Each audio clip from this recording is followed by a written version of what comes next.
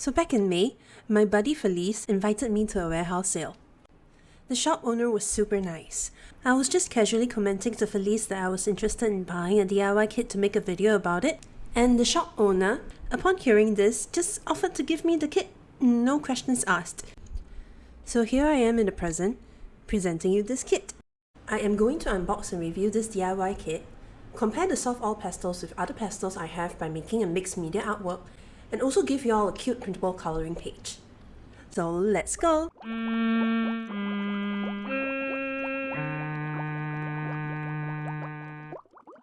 What caught my eye at first was the beautiful pastel colours and the dreamy landscape. The title translates to Super Soft Oil Pastels DIY Kit, and the artwork is called Nighttime Blossoms in the Mountain Moonlight. I have used both oil pastels and soft pastels before, but this is the first I've ever heard of soft oil pastels. This interesting new medium was what solidified my desire to buy it and try it. The side of the package indicates what are the things included in the box, and the back assures that this kit can be learned by someone with zero foundation. There's even a QR code with a link to the tutorial video for this kit. There's 3 difficulty levels with 3 designs for each: Level 1, Level 2, and Level 3. I chose Level 3 because I like to challenge myself, and also because Level 3 came with the most colours in the kit. Okay, time to open it!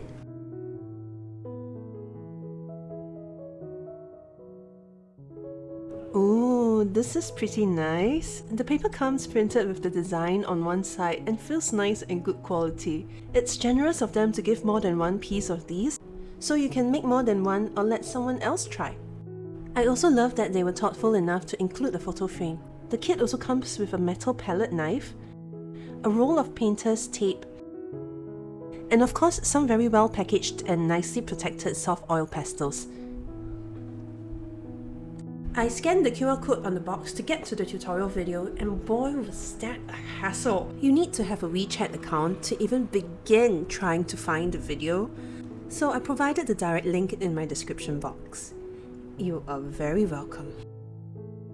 The video is in Chinese, but if you don't understand the language, you can still follow along with me in my video while seeing how they do it, since they're definitely more of an expert.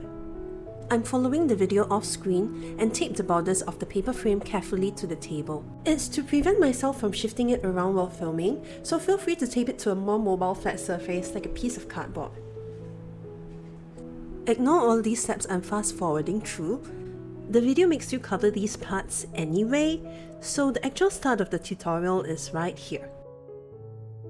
Using a piece of scrap paper as a base, chop 2 sets of white with your palette knife.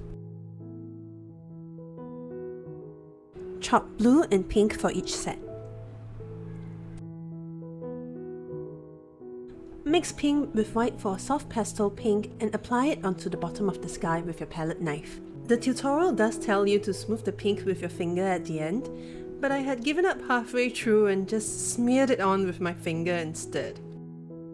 The soft oil pastel is creamy to the touch, somewhat like the consistency of butter just taken out of the fridge. It is a lot softer than the regular oil pastels, which themselves are slightly softer than crayons. Make sure you have a piece of tissue handy when working with these, as it can get really messy very quickly.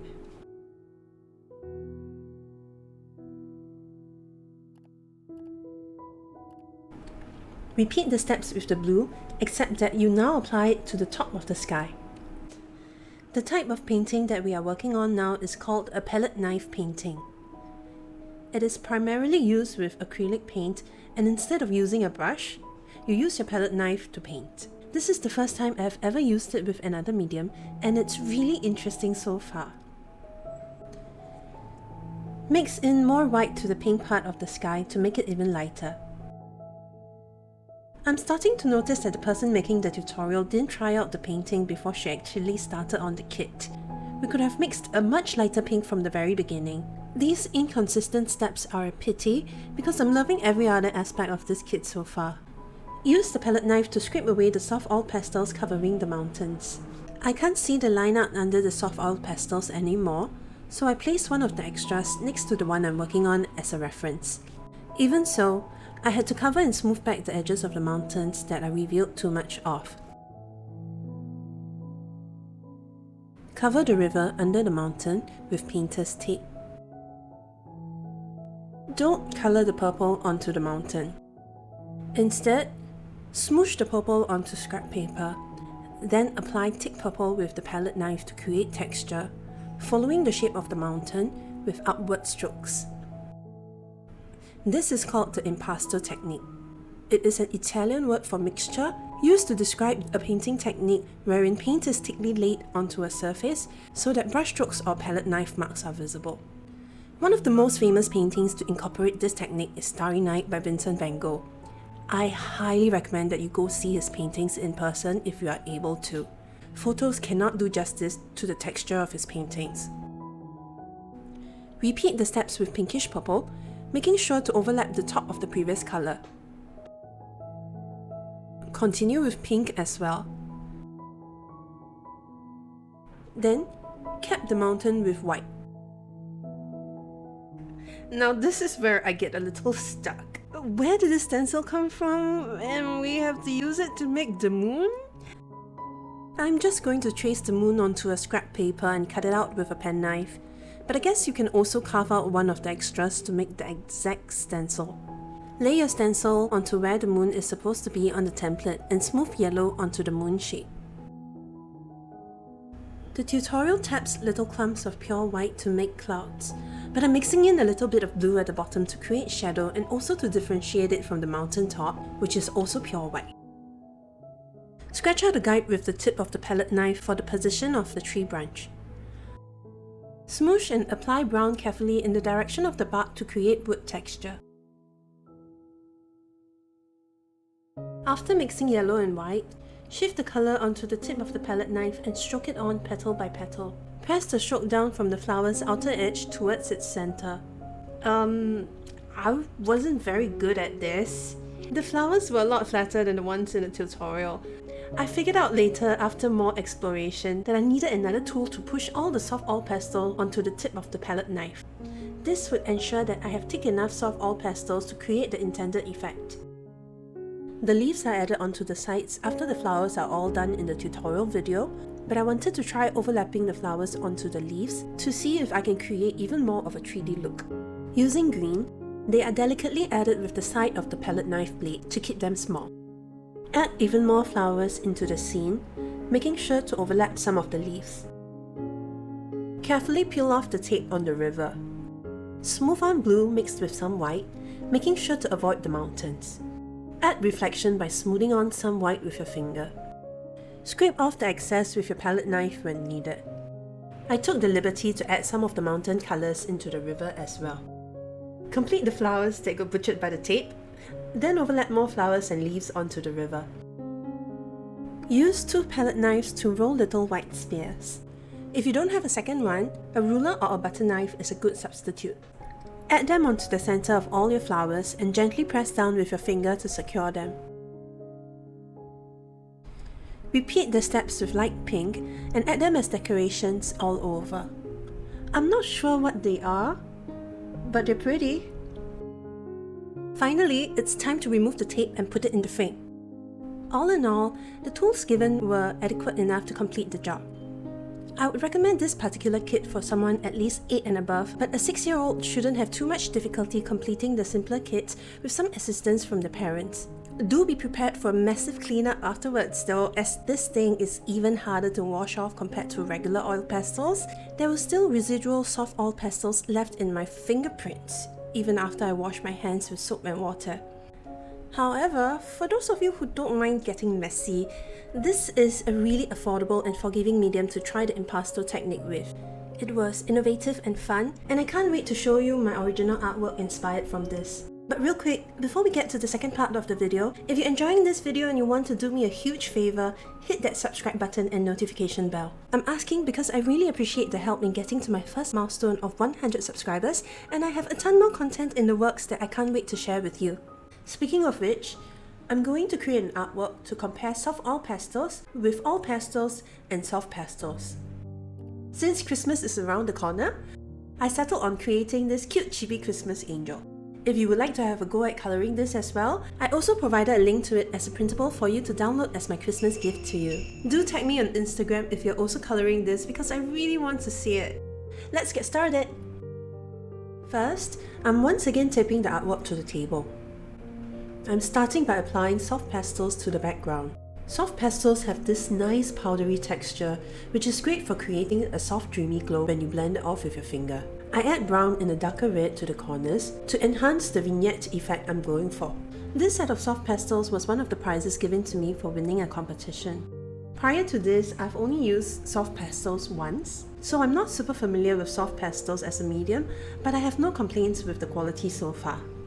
Just don't use it on your table without a backing like I did. I'm still wiping red dust off my tables 2 weeks after I was done with this artwork.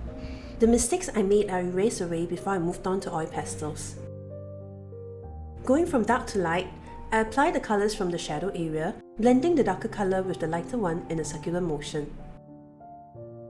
Oil pastels are a lot more similar to soft oil pastels. However, it is easier to colour and blend with oil pastels as even though it is also creamy, it does not smear as easily when you apply pressure to it. It is the perfect medium in this case for colouring most of the artwork. Neon pink is blended off with the skin colour in places where I want it to be rosier. The sclera is coloured in with light grey on top, then blended off with white below. I colour in the mouth, then chose green for the eyes since it is a complementary colour to red. I'm using this little blue plastic crocodile to scratch off my mistakes on the heart, almost like how one would use an eraser. The small difference is that scratching off the oil pastels would still leave a bit of stain on the paper, but you can easily cover it with a new colour. Her hair is stroked down from the ends, again from dark to light. Then, they are blended in a zigzag motion, following the direction of how the hair grows. With hair, the curviest area facing the light is always the highlight, so I make sure to blend these areas off with white. I also used brown to add in the cast shadow, which is again blended off with white. The clothes are also coloured in from dark to light, and I added red plants in the background. This set of oil pastels is an ancient one from my very first art teaching job. It is surprisingly still holding up pretty well, even though it has been more than a decade since I first got it. Next, I switched to colour pencils to outline the different areas of the line art, making sure to match the colour of the colour pencils to the area I'm outlining. Outlining is a necessary step for a lot of oil pastels projects to bring more definition to the different segments of the artwork, since it is difficult to colour within the line with such a thick medium. That, and I refuse to sharpen my oil pastels ever, because of frugality. I then changed to using acrylic markers to add small details like eye shine, highlights, sparkles and dots, and a white plant in the background. It is finally time for the soft oil pastels.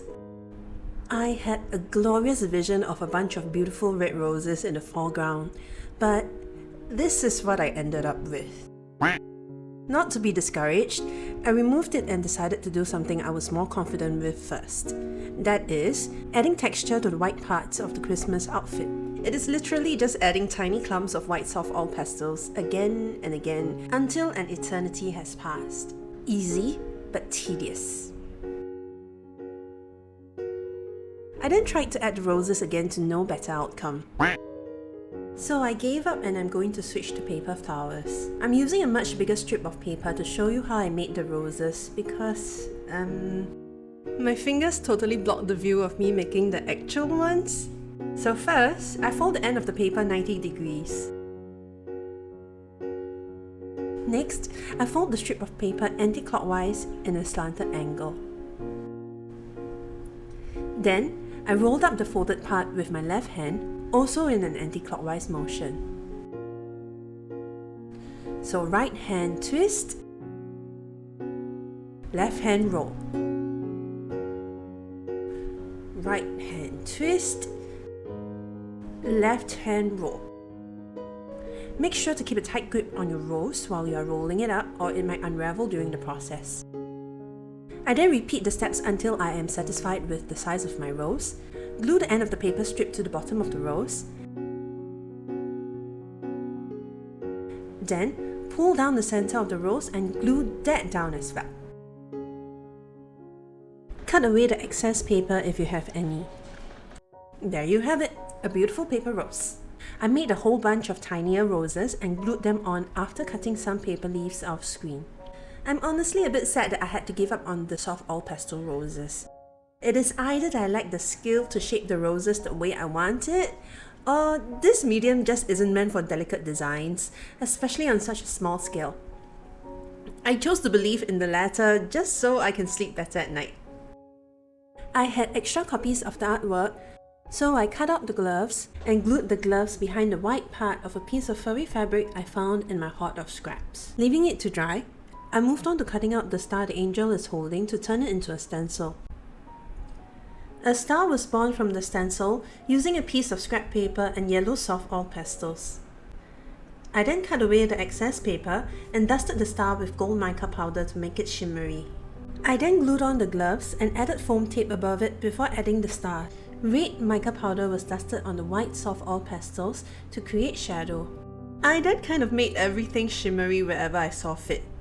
You can never go wrong with too much glitter! Tape removal time! This is the frame I chose for the artwork. The frame doesn't really match the colour scheme, so I taped down the places I wanted to avoid and spray painted the rest gold. I then sealed it with a layer of acrylic varnish. And she is done! Isn't she cute?